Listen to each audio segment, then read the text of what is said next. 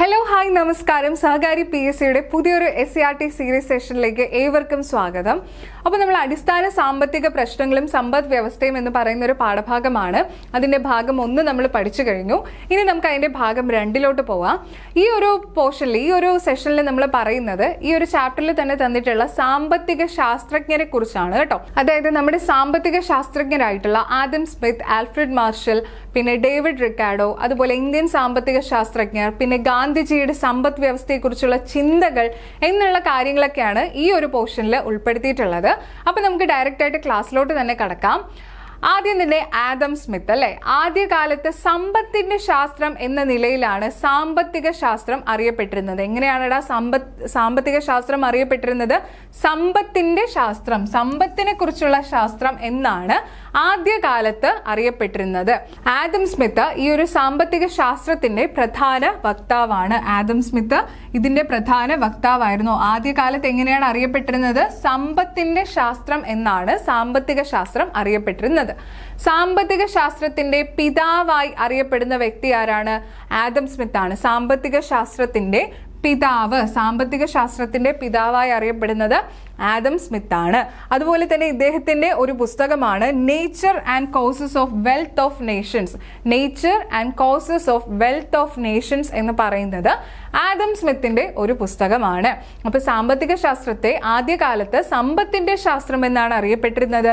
ഇതിന്റെ വക്താവായിരുന്നു ആദം സ്മിത്ത്. സാമ്പത്തിക ശാസ്ത്രത്തിന്റെ പിതാവ് എന്നറിയപ്പെടുന്നത് ആദം സ്മിത്ത് ആണ്. Nature and causes of wealth of Nations എന്നത് ആദം സ്മിത്തിന്റെ ഒരു പുസ്തകമാണ്.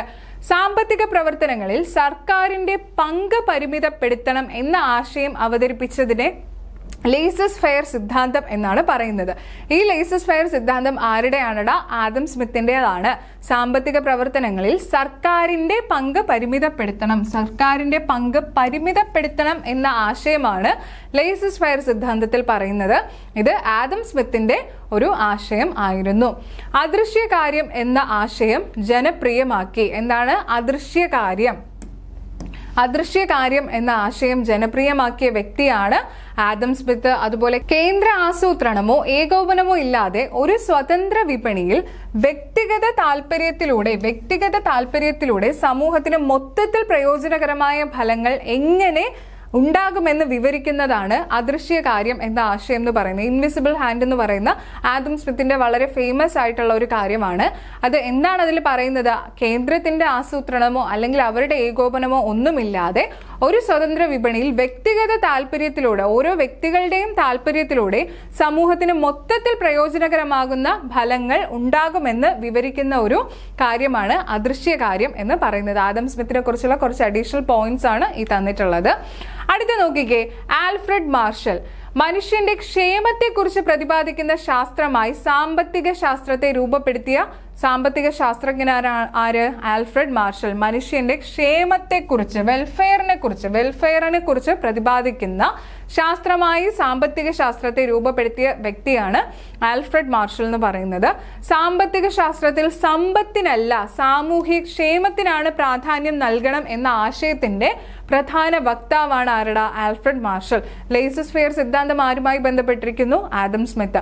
ആൽഫ്രഡ് മാർഷലുമായി ബന്ധപ്പെട്ടിരിക്കുന്ന എന്താണ്? വെൽഫെയർ എക്കണോമിക്സ് അല്ലെങ്കിൽ സാമൂഹിക ക്ഷേമം, മനുഷ്യന്റെ ക്ഷേമത്തെക്കുറിച്ചുള്ള ഒരു സാമ്പത്തിക ശാസ്ത്രം. അതിനാണ്, സമ്പത്തിനല്ല ഇവിടെ പ്രാധാന്യം കൊടുക്കുന്നത്. ഇവിടെ പ്രാധാന്യം കൊടുക്കുന്നത് സാമൂഹ്യ ക്ഷേമത്തിനാണ് പ്രാധാന്യം നൽകണമെന്ന് പറയുന്ന ഒരു ശാസ്ത്രജ്ഞനാണ് ആൽഫ്രഡ് മാർഷൽ എന്ന് പറയുന്നത്. ഇദ്ദേഹത്തിന്റെ ഒരു കൃതിയാണ് പ്രിൻസിപ്പിൾ ഓഫ് എക്കണോമിക്സ്. ഏതാണടാ? പ്രിൻസിപ്പിൾ ഓഫ് എക്കണോമിക്സ് എന്ന് പറയുന്നത് ആൽഫ്രഡ് മാർഷലിന്റെ കൃതിയാണ്. ഇദ്ദേഹം മനുഷ്യന്റെ ക്ഷേമത്തെക്കുറിച്ച് പ്രതിപാദിക്കുന്ന ശാസ്ത്രമായിട്ടാണ് സാമ്പത്തിക ശാസ്ത്രത്തെ രൂപപ്പെടുത്തിയത്. സാമ്പത്തിക ശാസ്ത്രത്തിൽ സമ്പത്തിനല്ല സാമൂഹ്യ ക്ഷേമത്തിനാണ് പ്രാധാന്യം നൽകേണ്ടത് എന്ന ആശയത്തിന്റെ വക്താവാണ് ആൽഫ്രഡ് മാർഷൽ. ഇദ്ദേഹത്തിന്റെ കൃതി ഏതാണടാ? Principle of economics. അടുത്ത നോക്കിക്കേ, ലയണൽ റോബിൻസ്. മനുഷ്യന്റെ ആവശ്യങ്ങളും പരിമിതമായ വിഭവങ്ങളും തമ്മിലുള്ള ബന്ധത്തെക്കുറിച്ച് ചർച്ച ചെയ്യുന്ന ശാഖയായി സാമ്പത്തിക ശാസ്ത്രത്തെ വിഭാവനം ചെയ്ത ഒരു ശാസ്ത്രജ്ഞനാണ് ലയണൽ റോബിൻസ്. എന്തൊക്കെയാണ്? മനുഷ്യന്റെ ആവശ്യങ്ങളും പരിമിതമായ വിഭവങ്ങളും തമ്മിലുള്ള ബന്ധം, അല്ലെ? മനുഷ്യർക്ക് പലതരത്തിലുള്ള ആവശ്യങ്ങളാണുള്ളത്, അതുപോലെ ആ രാജ്യത്തിലെ വിഭവങ്ങളും പരിമിതമായിരിക്കും.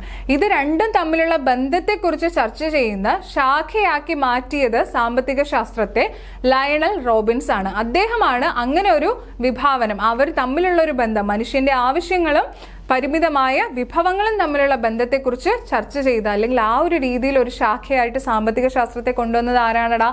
ലയണൽ റോബിൻസ് ആണ്. നിയോ ക്ലാസിക്കൽ സാമ്പത്തിക ശാസ്ത്രജ്ഞൻ എന്നാണ് ആരറിയുന്നത്? ലയണൽ റോബിൻസ് അറിയുന്നത്. നിയോ ക്ലാസിക്കൽ സാമ്പത്തിക ശാസ്ത്രജ്ഞൻ, നിയോ ക്ലാസിക്കൽ സാമ്പത്തിക ശാസ്ത്രജ്ഞൻ, ക്ലിയർ ആയിട്ട് മനസ്സിലാക്കുക. ഇദ്ദേഹത്തിന്റെ ഗ്രന്ഥമാണ് an essay of the nature and significance of economic science. എന്താണ് an essay of the nature and significance of economic science എന്നത് ഇദ്ദേഹത്തിന്റെ ഗ്രന്ഥമാണ്. ക്ലിയർ അല്ലേ? ഇനി നോക്കിക്കേ, ഡേവിഡ് റിക്കാർഡോ. നമ്മുടെ SCERT-യിൽ തന്നെ തന്നിട്ടുള്ള കാര്യങ്ങളാണ്. ആദം സ്മിത്തിനെ കുറിച്ചും ആൽഫ്രഡ് മാർഷലിനെ കുറിച്ചും ലയണൽ റോബിൻസിനെ കുറിച്ചും. അതുപോലെ അടുത്ത ശാസ്ത്രജ്ഞൻ എന്ന് പറയുന്നത് ഡേവിഡ് റിക്കാർഡോയാണ്. David Ricardo. ഓക്കെ, നോക്കിക്കേ, സാമ്പത്തിക ശാസ്ത്രത്തിന്റെ വികാസനത്തിന് പ്രചോദനമായ ചില ആശയങ്ങളാണ് ഇവർ തന്നിട്ടുള്ളത്. ബ്രിട്ടീഷ് സാമ്പത്തിക ശാസ്ത്രജ്ഞനായ ഡേവിഡ് റിക്കാർഡോ 2 രാജ്യങ്ങൾ തമ്മിലുള്ള വ്യാപാരം വഴി ഇരു രാജ്യങ്ങളിലെയും ക്ഷേമം വർദ്ധിപ്പിക്കാം എന്ന സിദ്ധാന്തം കൊണ്ടുവന്ന വ്യക്തിയാണ് ആരടാ? David Ricardo. എന്താണ് ഇദ്ദേഹം പറഞ്ഞത്? ഇദ്ദേഹം ഒരു ബ്രിട്ടീഷ് സാമ്പത്തിക ശാസ്ത്രജ്ഞനാണ്. ബ്രിട്ടീഷ് സാമ്പത്തിക ശാസ്ത്രജ്ഞനാണ്. ഇദ്ദേഹം പറഞ്ഞത് 2 രാജ്യങ്ങൾ തമ്മിൽ വ്യാപാരം നടത്തുമ്പോൾ ആ രാജ്യങ്ങൾ വഴി 2 രാജ്യങ്ങൾക്കും എന്ത് വർദ്ധിക്കും? ക്ഷേമം വർദ്ധിക്കും, അവർ തമ്മിലുള്ള വെൽഫെയർ വർദ്ധിക്കും എന്ന് പറഞ്ഞ വ്യക്തി, അല്ലെങ്കിൽ അങ്ങനെ ഒരു സിദ്ധാന്തം കൊണ്ടുവന്ന ആളാണ് ഡേവിഡ് റിക്കാർഡോ. 2 രാജ്യങ്ങൾ തമ്മിലുള്ള വ്യാപാരം വഴി 2 രാജ്യങ്ങളിലെയും ക്ഷേമം വർദ്ധിപ്പിക്കാം എന്ന സിദ്ധാന്തം കൊണ്ടുവന്ന വ്യക്തി എന്ന് പറയുന്നത് ഡേവിഡ് റിക്കാർഡോ ആണ്. ഭൂമിയുടെ പാട്ടത്തെ സംബന്ധിച്ച ഇദ്ദേഹത്തിന്റെ പാട്ട സിദ്ധാന്തം തിയറി ഓഫ് റെന്റ് വളരെ പ്രസക്തമാണ്. തിയറി ഓഫ് റെന്റ് ആരുടെ സിദ്ധാന്തമാണ്? ഡേവിഡ് റിക്കാർഡോയാണ്. Theory of rent David Ricardo. Laissez faire ആരുടെ സിദ്ധാന്തമാണെടാ? ആദം സ്മിത്ത്. ഇതുപോലെ തരാം കേട്ടോ, ജോഡികൾ ചോദിച്ച് PSC പരീക്ഷയിൽ ഉറപ്പായിട്ടും വരും. ലേസസ് ഫെയർ ആദം സ്മിത്ത്, അതുപോലെ ഡേവിഡ് റിക്കാർഡോയാണ് theory of rent. Welfare economics Alfred Marshall. ഇതെല്ലാം ക്ലിയർ ആയിട്ട് മനസ്സിലാക്കി വെക്കുക. Principles of political economy and taxation, ഇദ്ദേഹത്തെ കുറിച്ചുള്ള അഡീഷണൽ പോയിന്റ് ആണ്. Principles of political economy and taxation എന്ന പുസ്തകം രചിച്ചത് ആരാണ്? ഡേവിഡ് റിക്കാർഡോയാണ്. Principles of political economy and taxation. അതുപോലെ നോക്കിക്കേ, താരതമ്യ നേട്ടം തിയറി ഓഫ് കമ്പാരിറ്റീവ് അഡ്വാൻറ്റേജ് എന്ന ആശയം അവതരിപ്പിച്ചതും ആരാണ്? ഡേവിഡ് റിക്കാർഡോയാണ്. തിയറി ഓഫ് കമ്പാരിറ്റീവ് അഡ്വാൻറ്റേജ്, താരതമ്യ നേട്ടം എന്നൊരു സിദ്ധാന്തം, അങ്ങനെ ഒരു ആശയം അവതരിപ്പിച്ചതും ഡേവിഡ് റിക്കാർഡോ ആണ്. ക്ലിയർ അല്ലേ? അടുത്തതാണ് കാൾ മാർക്സ് കേട്ടോ. അതായത് ജർമ്മൻ സാമ്പത്തിക ശാസ്ത്രജ്ഞനും തത്വചിന്തകനുമായ കാൾ മാർക്സ് ആണ് മിച്ചമൂല്യ സിദ്ധാന്തം സർപ്ലസ് വാല്യൂ തിയറിയുടെ ആവിഷ്കരിച്ചത്. അതായത് ജർമ്മൻ സാമ്പത്തിക ശാസ്ത്രജ്ഞനും തത്വചിന്തകനുമായ കാൾ മാർക്സ് ആണ് മിച്ചമൂല്യ സിദ്ധാന്തം തിയറി ഓഫ് സർപ്ലസ് വാല്യൂ ആവിഷ്കരിച്ചത്. ഇദ്ദേഹം എവിടത്തെയാണ്? ജർമ്മൻ ശാസ്ത്രജ്ഞനാണ്. ഏത് രാജ്യമാണെന്നൊക്കെ ക്ലിയർ ആയിട്ട് നോട്ട് ചെയ്ത് പഠിക്കുക. ജർമ്മൻ ശാസ്ത്രജ്ഞനാണ് ആര്? Karl Marx.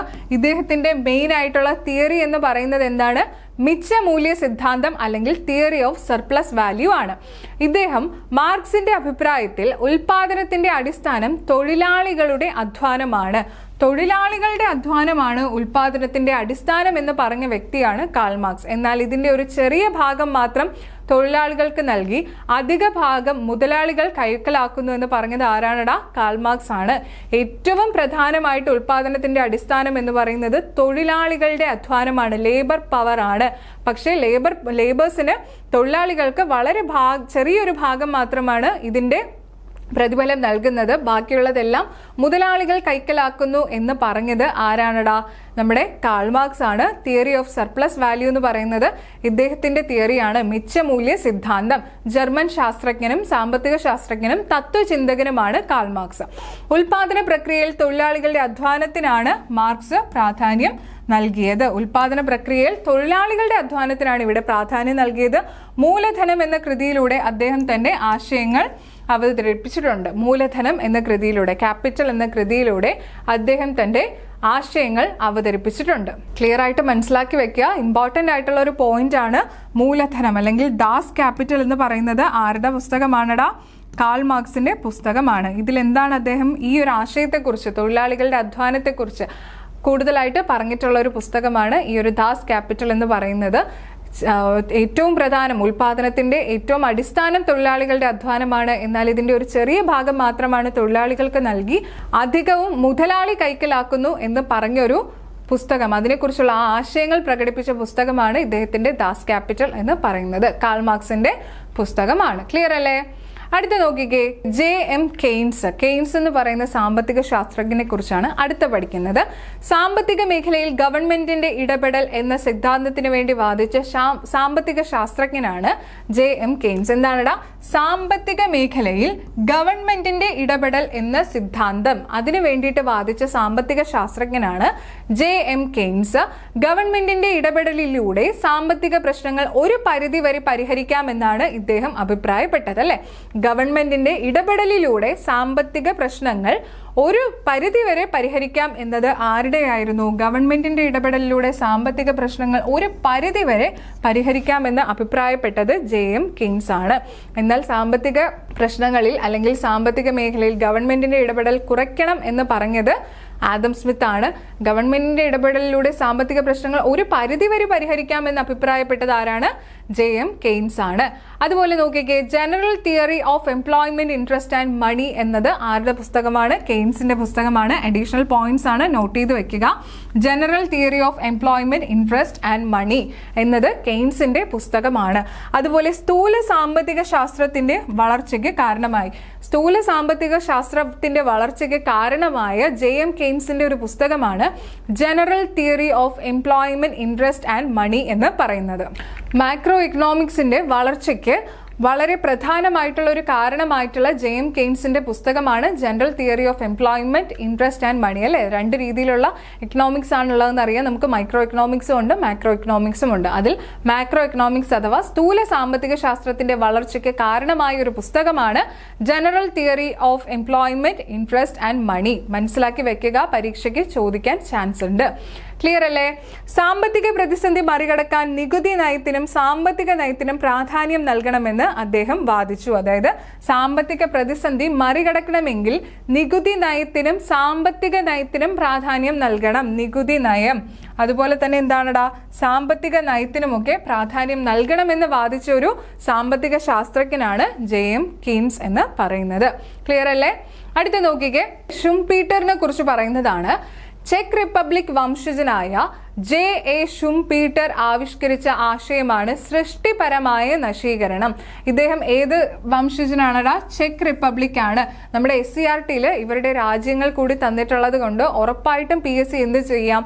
ഈ ഒരു ശാസ്ത്രജ്ഞരെ തന്നിട്ട് അവരുടെ രാജ്യം തന്നിട്ട് ശരിയായ ജോഡി തിരഞ്ഞെടുക്കാൻ എന്നുള്ള രീതിയിൽ ചോദിക്കാം. അപ്പോൾ അതുകൊണ്ട് നിങ്ങൾ ക്ലിയർ ആയിട്ട് പഠിച്ചു വെക്കുക. ചെക്ക് റിപ്പബ്ലിക് വംശജനായ JA ഷുംപീറ്റർ ആവിഷ്കരിച്ച ആശയമാണ് സൃഷ്ടിപരമായ നശീകരണം, ക്രിയേറ്റീവ് ഡിസ്ട്രക്ഷൻ. ആരുടെ ആശയമാണ്? JM ഷുംപീറ്റർ. വ്യവസായങ്ങളും സാങ്കേതിക വിദ്യകളും നൂതന കണ്ടുപിടുത്തങ്ങളാൽ പുത്തൻ അവസരവും വളർച്ചയും സൃഷ്ടിക്കുന്നു.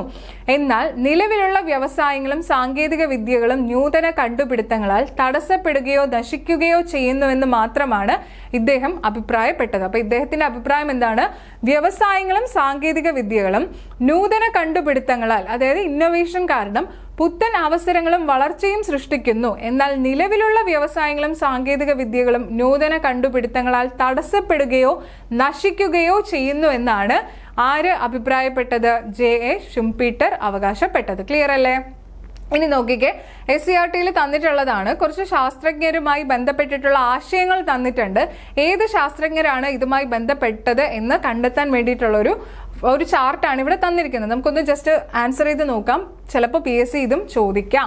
സ്മാർട്ട് ഫോൺ, വ്യവസായങ്ങളുടെ ആവിർഭാവം, tape recorder, video player, film camera എന്നീ വ്യവസായങ്ങളുടെ തകർച്ചയ്ക്ക് കാരണമായി. നോക്കിക്കേ, സ്മാർട്ട് ഫോൺ വ്യവസായങ്ങളുടെ ആവിർഭാവം, tape recorder, video player, film camera എന്നീ വ്യവസായങ്ങളുടെ തകർച്ചയ്ക്ക് കാരണമായി എന്ന് പറഞ്ഞ സാമ്പത്തിക ശാസ്ത്രജ്ഞൻ ആരാണടാ? ജോസഫ് ഷുംപീറ്റർ ആണ്. ജോസഫ് ഷുംപീറ്റർ ആണ് ഈ ഒരു കാര്യം പറഞ്ഞത്. സ്മാർട്ട് ഫോൺ വ്യവസായങ്ങളുടെ ആവിർഭാവം, ഈ പറയുന്ന tape recorder, video player, film recorder film camera എന്നീ വ്യവസായങ്ങളുടെ തകർച്ചയ്ക്ക് കാരണമായി എന്ന് പറഞ്ഞത് ഏത് സാമ്പത്തിക ശാസ്ത്രജ്ഞന്റെ ആശയമാണ്? ജോസഫ് ഷുംപീറ്റർ. അതുപോലെ നോക്കുകയെ സാമ്പത്തിക പ്രശ്നങ്ങൾ പരിഹരിക്കാൻ ഗവൺമെന്റിന്റെ ഇടപെടൽ ആവശ്യമാണ് എന്ന് പറഞ്ഞത് നമ്മളിപ്പോൾ പഠിച്ചു കഴിഞ്ഞതേ ഉള്ളൂ, JM കെയ്ൻസ് ആണ് അല്ലെ. JM കെയ്ൻസിന്റെ പൂർണ്ണനാമം എന്ന് പറയുന്നത് ജോൺ മെയ്നാർഡ് കീൻസ് ആണ്. ജോൺ മെയ്നാർഡ് കീൻസ് ആണ് JM കീൻസ് എന്ന് പറയുന്നത്. ഇദ്ദേഹമാണ് സാമ്പത്തിക പ്രശ്നങ്ങൾ പരിഹരിക്കുന്നതിന് ഗവൺമെന്റിന്റെ ഇടപെടൽ ആവശ്യമാണ് എന്ന് പറഞ്ഞ ശാസ്ത്രജ്ഞൻ. അടുത്ത് നോക്കിക്കേ, രണ്ട് രാജ്യങ്ങൾ തമ്മിലുള്ള വ്യാപാരം വഴി ഇരു രാജ്യങ്ങൾക്കും നേട്ടമുണ്ടാകാനും ജനങ്ങളുടെ ക്ഷേമം വർദ്ധിപ്പിക്കാനും കഴിയും എന്ന് നമ്മളിപ്പോൾ പഠിച്ചതാണ്. അങ്ങനെ പറഞ്ഞത് ആരാടടാ? ഡേവിഡ് റിക്കാർഡോ ആണ് അല്ലെ. ആരാണ്?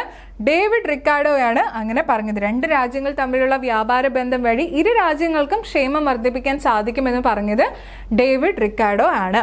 ഉൽപാദനത്തിന്റെ അടിസ്ഥാനം തൊഴിലാളികളുടെ അധ്വാനമാണ് എന്ന് പറഞ്ഞത് ആരാണ്? കാൾ മാർക്സ് ആണ് അല്ലെ. ഉൽപാദനത്തിന്റെ അടിസ്ഥാനം എന്ന് പറയുന്നത് തൊഴിലാളികളുടെ അധ്വാനമാണ് എന്ന് പറഞ്ഞത് ആരാണ്? കാൾ മാർക്സ് ആണ്. ക്ലിയർ അല്ലേ? അടുത്ത നോക്കിക്കേ, സാമ്പത്തിക ശാസ്ത്രത്തിന്റെ വികാസത്തിൽ ഇന്ത്യൻ സാമ്പത്തിക ശാസ്ത്രജ്ഞര് മികച്ച സംഭാവന നൽകിയിട്ടുണ്ട്.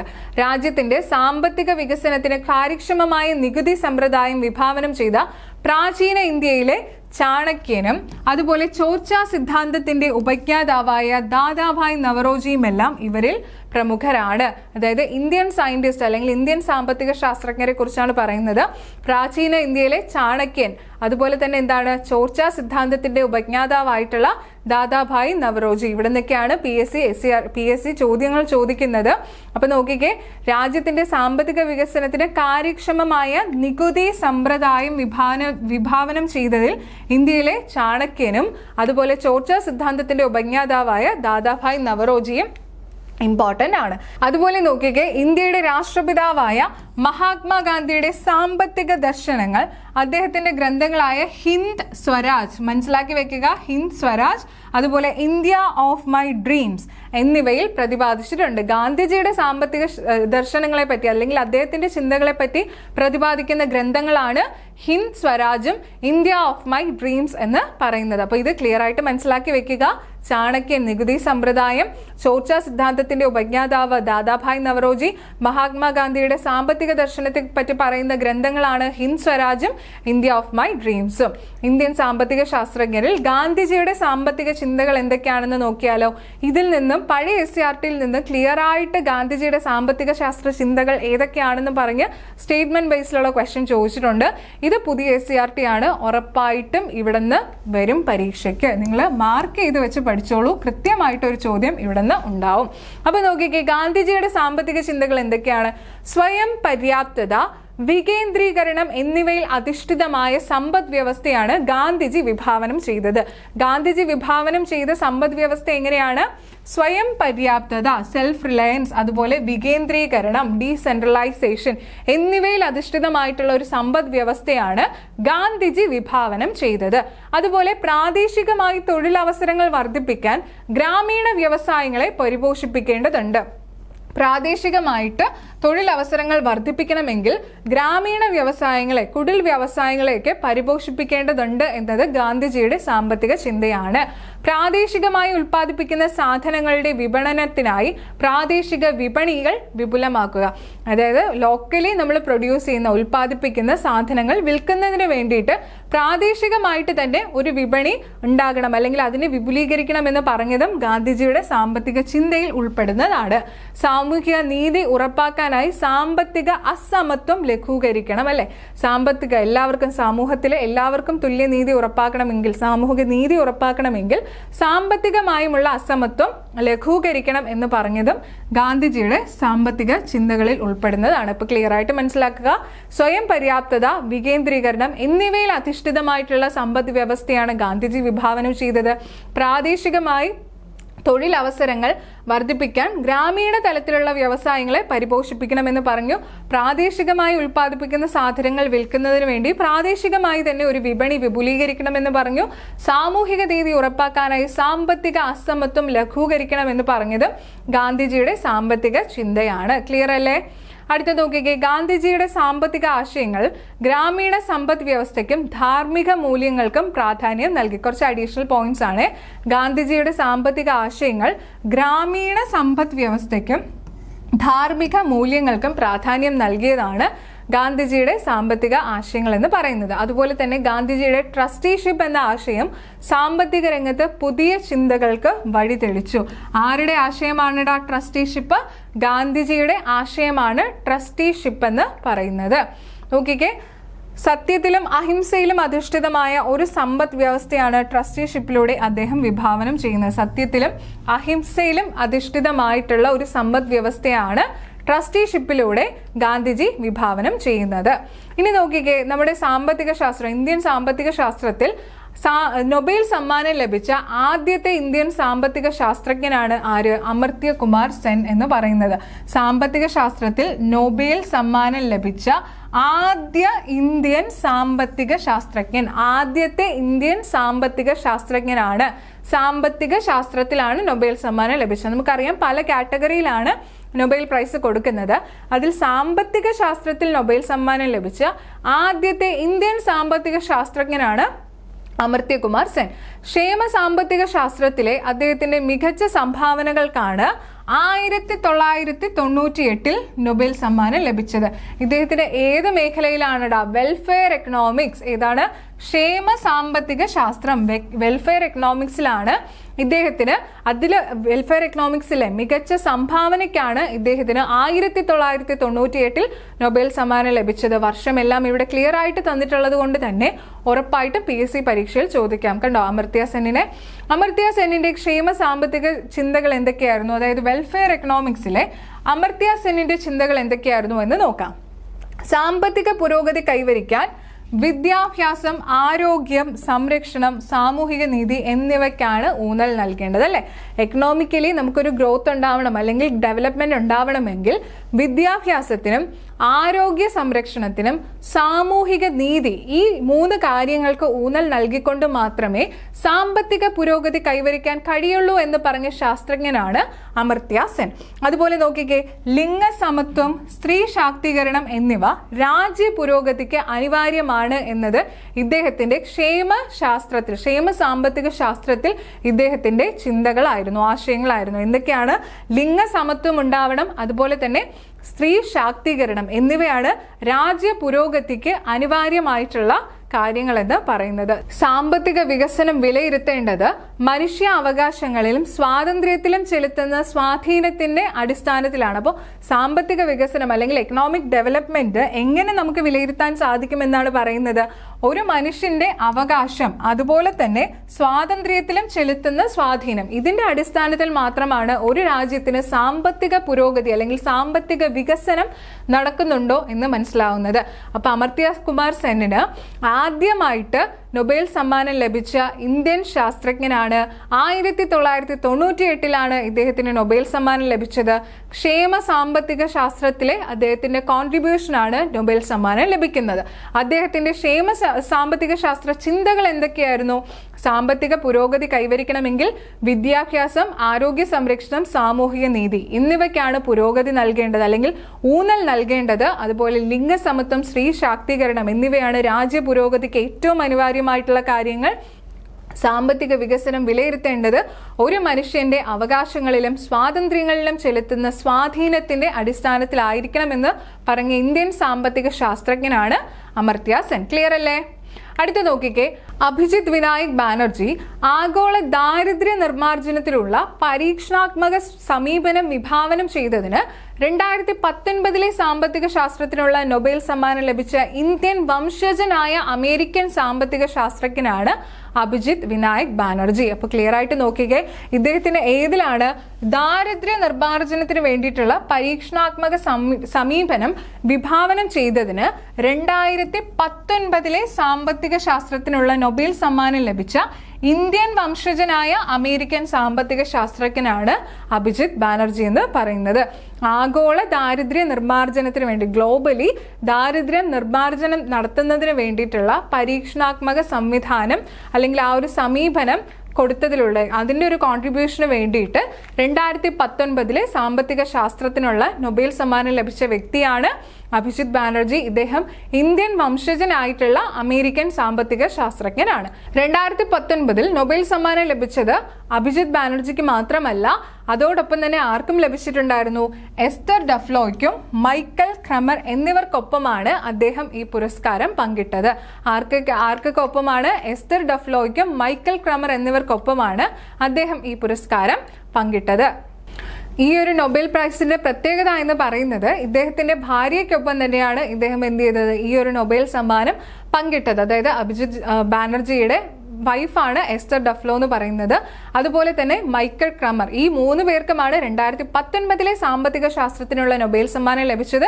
2019 ദാരിദ്ര്യ നിർമ്മാർജ്ജനത്തിനുള്ള പരീക്ഷണാത്മക സമീപനം വിഭാവനം ചെയ്തതിനാണ് ഇദ്ദേഹത്തിന് ഈ ഒരു നൊബേൽ സമ്മാനം ലഭിച്ചത് എന്നുകൂടി ഇവിടെ ഓർക്കുക. ക്ലിയർ അല്ലേ? അപ്പൊ ഇത്രയും കാര്യങ്ങളാണ് ഈ ഒരു പാർട്ടിൽ സാമ്പത്തിക ശാസ്ത്രജ്ഞരെ പറ്റിയാണ് നമ്മൾ ഈ ഒരു സെഷനിൽ നമ്മൾ നോക്കിയത്. ഇനി ഇതുമായിട്ട് ബന്ധപ്പെട്ട് കുറച്ച് ചോദ്യങ്ങൾ കൂടി നമ്മൾ വർക്കൗട്ട് ചെയ്യുന്നതിലൂടെ ഈ പാഠഭാഗം കംപ്ലീറ്റ് ആവും. നോക്കാം. ഡേവിഡ് റിക്കാർഡോവുമായി ബന്ധപ്പെട്ട താഴെ പറയുന്ന പ്രസ്താവനകൾ പരിശോധിക്കുക. അദ്ദേഹം ഒരു ബ്രിട്ടീഷ് സാമ്പത്തിക ശാസ്ത്രജ്ഞനായിരുന്നു. ആണോ? ഡേവിഡ് റിക്കാർഡോ ബ്രിട്ടീഷ് സാമ്പത്തിക ശാസ്ത്രജ്ഞനായിരുന്നോ? ആണല്ലേ? നമ്മൾ പഠിച്ചതാണ്. അദ്ദേഹം ഒരു ബ്രിട്ടീഷ് സാമ്പത്തിക ശാസ്ത്രജ്ഞനായിരുന്നു ഡേവിഡ് റിക്കാർഡോ. രണ്ടാമത്തെ സ്റ്റേറ്റ്മെന്റ് നോക്കിക്കേ. 2 രാജ്യങ്ങൾ തമ്മിലുള്ള വ്യാപാരം വഴി ഇരു രാജ്യങ്ങളുടെയും ക്ഷേമം വർദ്ധിപ്പിക്കാം എന്ന സിദ്ധാന്തം അദ്ദേഹം മുന്നോട്ട് വെച്ചു. ശരിയാണല്ലേ? ഡേവിഡ് റിക്കാർഡോ ആണ് പറഞ്ഞത് 2 രാജ്യങ്ങൾ തമ്മിൽ വ്യാപാരം വഴി നടത്തുന്നത് വഴി അവരുടെ ആ 2 രാജ്യങ്ങളുടെയും ക്ഷേമം വർദ്ധിപ്പിക്കാം എന്നൊരു സിദ്ധാന്തം ആരുടെയായിരുന്നു? ഡേവിഡ് റിക്കാർഡോയുടെ ആണ്. അതുപോലെ മൂന്നാമത്തെ സ്റ്റേറ്റ്മെന്റ്, ഭൂമിയുടെ പാട്ടത്തെ സംബന്ധിച്ച പാട്ട സിദ്ധാന്തം തിയറി ഓഫ് റെന്റും ഡേവിഡ് റിക്കാർഡോയുടേതാണ്. അപ്പൊ അതും ശരിയാണ്. അങ്ങനെ നോക്കുമ്പോൾ ഇവിടെയുള്ള 3 പ്രസ്താവനകളും ശരിയാണ്, ശരിയായിട്ടുള്ളതാണ് ചോദിക്കുന്നത്. അങ്ങനെ നോക്കുമ്പോൾ ഓപ്ഷൻ ഡി 1, 2, 3 എല്ലാം ശരിയാണ് എന്നതാണ് ഇവിടെ ഉത്തരമായിട്ട് വരുന്നത്. ക്ലിയർ അല്ലേ? അടുത്ത ചോദ്യം നോക്കിക്കേ. കാൾ മാർക്സുമായി ബന്ധപ്പെട്ട താഴെ പറയുന്ന പ്രസ്താവനകൾ പരിശോധിക്കുക. അദ്ദേഹം ഒരു ജർമ്മൻ സാമ്പത്തിക ശാസ്ത്രജ്ഞനും തത്വചിന്തകനുമായിരുന്നു. അല്ലെ? കാൾ മാർക്സ് ജർമ്മൻ സാമ്പത്തിക ശാസ്ത്ര ചിന്തകനും തത്വചിന്തകനുമാണ്. അത് ശരിയാണ്. അതുപോലെ മിതവില സിദ്ധാന്തം അല്ലെങ്കിൽ തിയറി ഓഫ് മോഡറേറ്റ് വാല്യൂ എന്ന ആശയം അദ്ദേഹം അവതരിപ്പിച്ചതാണ്. കാൾ മാർക്സിൻ്റെതാണോ മിതവില സിദ്ധാന്തം? അല്ല, അദ്ദേഹത്തിൻ്റെതല്ല. അല്ലെ? അത് തെറ്റാണ്. മൂന്നാമത്തെ സ്റ്റേറ്റ്മെന്റ് നോക്കുകയെ. തൊഴിലാളികളുടെ അധ്വാനമാണ് ഉൽപാദനത്തിന്റെ അടിസ്ഥാനമെന്ന് അദ്ദേഹം നിരീക്ഷിച്ചു. ശരിയാണ്. തൊഴിലാളികളുടെ അധ്വാനമാണ് ഉൽപാദനത്തിന്റെ ഏറ്റവും അടിസ്ഥാനമെന്ന് നിരീക്ഷിച്ച സാമ്പത്തിക ശാസ്ത്രജ്ഞനാണ് കാൾ മാർക്സ്. അപ്പോൾ അതും ശരിയാണ്. അങ്ങനെ നോക്കുമ്പോൾ 1, 3 മാത്രമാണ് ഇവിടെ ശരിയായിട്ട് വരുന്നത്. അത് ഉത്തരമായിട്ട് വരുന്നത് ഓപ്ഷൻ സി ആണ്. ക്ലിയർ അല്ലേ? അടുത്ത ചോദ്യം നോക്കിക്കേ. അമർത്യ കുമാർ സെന്നിനെ കുറിച്ചുള്ള ശരിയായ പ്രസ്താവനകൾ കണ്ടെത്തുക. ഒന്നാമത്തെ പ്രസ്താവന ശരിയാണ് ഇവിടെ ചോദിച്ചിട്ടുള്ളത്. ശരിയായ പ്രസ്താവന ഒന്നാമത്തെ നോക്കിക്കേ. സാമ്പത്തിക ശാസ്ത്രത്തിൽ നൊബേൽ സമ്മാനം ലഭിച്ച ആദ്യ ഇന്ത്യൻ സാമ്പത്തിക ശാസ്ത്രജ്ഞനാണ് അദ്ദേഹം. ശരിയാണ് അല്ലേ? നമ്മളിപ്പോൾ പഠിച്ചു കഴിഞ്ഞതേ ഉള്ളൂ. 1998 ക്ഷേമ സാമ്പത്തിക ശാസ്ത്രത്തിലെ സംഭാവനകൾക്കാണ് അദ്ദേഹത്തിന് നൊബേൽ സമ്മാനം ലഭിച്ചത്. അതും ശരിയാണ്. 1998 ക്ഷേമ സാമ്പത്തിക ശാസ്ത്രത്തിനാണ് അമർത്യ സെന്നിന് നൊബേൽ സമ്മാനം ലഭിക്കുന്നത്. മൂന്നാമത്തെ സ്റ്റേറ്റ്മെന്റ് നോക്കിക്കേ. സാമ്പത്തിക പുരോഗതി കൈവരിക്കാൻ വിദ്യാഭ്യാസം, ആരോഗ്യം, അതുപോലെ വിദ്യാഭ്യാസം, ആരോഗ്യം എന്നിവയ്ക്ക് മുൻഗണന നൽകണമെന്ന് അദ്ദേഹം അഭിപ്രായപ്പെട്ടു. ശരിയാണ്. സാമ്പത്തിക പുരോഗതി കൈവരിക്കണമെങ്കിൽ വിദ്യാഭ്യാസം, ആരോഗ്യം എന്നിവയ്ക്ക് മുൻഗണന നൽകണമെന്ന് അദ്ദേഹം അഭിപ്രായപ്പെട്ടിട്ടുണ്ട്. അതും ശരിയാണ്. അങ്ങനെ നോക്കുമ്പോൾ 1, 2, 3 എന്നിവ ശരിയാണ്. നാലാമത്തെ പ്രസ്താവന നോക്കിക്കേ. ലിംഗസമത്വം, സ്ത്രീ ശാക്തീകരണം രാജ്യ പുരോഗതിക്ക് അനിവാര്യമല്ല എന്ന് അദ്ദേഹം നിരീക്ഷിച്ചു. ശരിയാണോ? അല്ല. ലിംഗസമത്വവും സ്ത്രീ ശാക്തീകരണവും രാജ്യ പുരോഗതിക്ക് അനിവാര്യമായ കാര്യമാണ് എന്നാണ് അദ്ദേഹം പറഞ്ഞത്. അപ്പോൾ നാലാമത്തെ സ്റ്റേറ്റ്മെന്റ് തന്നിരിക്കുന്നത് തെറ്റാണ്. അങ്ങനെ നോക്കുമ്പോൾ 1, 2, 3 എന്നിവയാണ് ശരി. അത് ഉത്തരമായിട്ട് വരുന്നത് ഓപ്ഷൻ എ ആണ്. ക്ലിയർ അല്ലേ? അടുത്ത ചോദ്യം നോക്കിക്കേ. ആഗോള ദാരിദ്ര്യ നിർമ്മാർജ്ജനത്തിലുള്ള പരീക്ഷണാത്മക സംവിധാനം എന്ന പ്രവർത്തനത്തിന് 2019 സാമ്പത്തിക ശാസ്ത്രത്തിനുള്ള നൊബേൽ സമ്മാനം ലഭിച്ച ഇന്ത്യൻ വംശജനായ അമേരിക്കൻ സാമ്പത്തിക ശാസ്ത്രജ്ഞൻ. ഇന്ത്യൻ വംശജനായ അമേരിക്കൻ സാമ്പത്തിക ശാസ്ത്രജ്ഞൻ ആരാണ്? ആരാണ്? Amartya Kumar Sen, Abhijit Vinayak Banerjee, Karl Marx, Esther Duflo. ആരാണിടാ? ഇന്ത്യൻ വംശജനായ അമേരിക്കൻ സാമ്പത്തിക ശാസ്ത്രജ്ഞൻ 2019 നൊബേൽ സമ്മാനം ലഭിച്ചത് അഭിജിത്ത് വിനായക് ബാനർജിയാണ് അല്ലെ. അതാണ് ശരിയായിട്ടുള്ള ഉത്തരമെന്ന് പറയുന്നത്.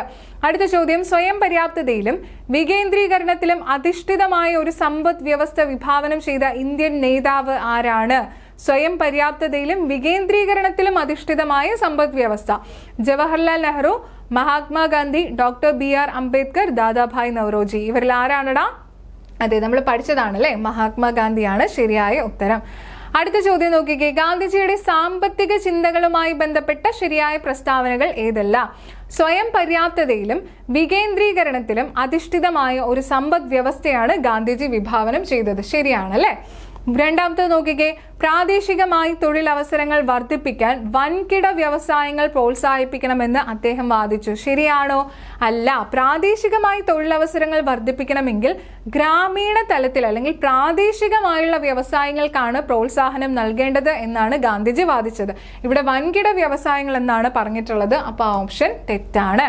3 നോക്കിക്കേ, സാമൂഹിക നീതി ഉറപ്പാക്കാനായി സാമ്പത്തിക അസമത്വം ലഘൂകരിക്കണമെന്ന് അദ്ദേഹം അഭിപ്രായപ്പെട്ടു. ശരിയാണ്. സാമൂഹിക നീതി ഉറപ്പാക്കണമെങ്കിൽ സാമ്പത്തിക അസമത്വം ലഘൂകരിക്കണമെന്ന് പറഞ്ഞതും അദ്ദേഹമാണ്. ഗ്രാമീണ വ്യവസായങ്ങളെ പരിപോഷിപ്പിക്കുന്നത് ഗാന്ധിയൻ സാമ്പത്തിക ദർശനത്തിന്റെ ഭാഗമാണ്. ശരിയാണ്. ഗ്രാമീണ വ്യവസായങ്ങളെ പരിപോഷിപ്പിക്കുക എന്നത് ഗാന്ധിയൻ സാമ്പത്തിക വ്യവസ്ഥയുടെ അല്ലെങ്കിൽ ആ ഒരു സാമ്പത്തിക ചിന്തയുടെ ഒരു ഭാഗമാണ്. അതും ശരിയാണ്. അങ്ങനെ നോക്കുമ്പോൾ ഇവിടെ ശരിയായ പ്രസ്താവനകളാണ് ചോദിച്ചിട്ടുള്ളത്. ഏതൊക്കെയാണ് ശരിയായത്? 1, 3, 4 1, 3, 4 ഉത്തരമായിട്ട് വരുന്നത് ഓപ്ഷൻ ബി ആണ്. ക്ലിയർ അല്ലേ? അപ്പൊ ഇത്രയും കാര്യങ്ങളാണ് ഈ ഒരു ടോപ്പിക്കുമായിട്ട് ബന്ധപ്പെട്ട് ഈ ഒരു പാർട്ട് 2 നമ്മൾ പഠിച്ചത്. സാമ്പത്തിക ശാസ്ത്രജ്ഞരെ കുറിച്ചാണ്. ഒരു പോയിന്റ് പോലും വിട്ട് കളയാനില്ല. എല്ലാം അത്രത്തോളം ഇമ്പോർട്ടൻ്റ് ആണ്. എല്ലാവർക്കും ക്ലിയർ ആയി മനസ്സിലായിട്ടുണ്ട് എന്ന് വിശ്വസിക്കുന്നു. നന്നായിട്ട് പഠിക്കുക. ബാക്കിയുള്ള SCERT ക്ലാസ്സസ് നിങ്ങൾ കാണുക. ക്ലാസ് ഇഷ്ടമായി എന്നുണ്ടെങ്കിൽ ലൈക്ക് ചെയ്യുക. അതുപോലെ തന്നെ എന്തെങ്കിലും അഭിപ്രായം ഉണ്ടെങ്കിൽ കമൻറ്റായി രേഖപ്പെടുത്തുക. ചാനൽ ഇതുവരെയും സബ്സ്ക്രൈബ് ചെയ്തിട്ടില്ല എന്നുണ്ടെങ്കിൽ സബ്സ്ക്രൈബ് ചെയ്യുക. അപ്പോൾ എല്ലാവരും നല്ല അടിപൊളിയായിട്ട് പഠിക്കുക. ഇനി അടുത്തൊരു SCERT ക്ലാസ്സുമായി കാണുന്നത് വരേക്കും താങ്ക് യു.